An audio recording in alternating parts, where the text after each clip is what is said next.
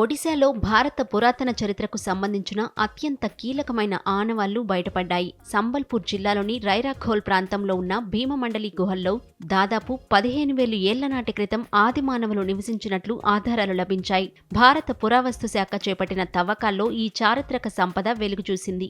పురావస్తు శాస్త్రవేత్తలు జరిపిన ఈ పరిశోధనల్లో రాతి యుగానికి చెందిన పనిముట్లు, ఆయుధాలతో పాటు గుహల గోడలపై గీసిన అద్భుతమైన చిత్రాలు లభించాయి. ఈ ఆధారాలు సింధు లోయలోని హరప్పా, మొహంజోదారో నాగరికతల కన్నా ఎంతో పురాతనమైనవి కావచ్చని నిపుణులు ప్రాథమికంగా అంచనా వేశారు.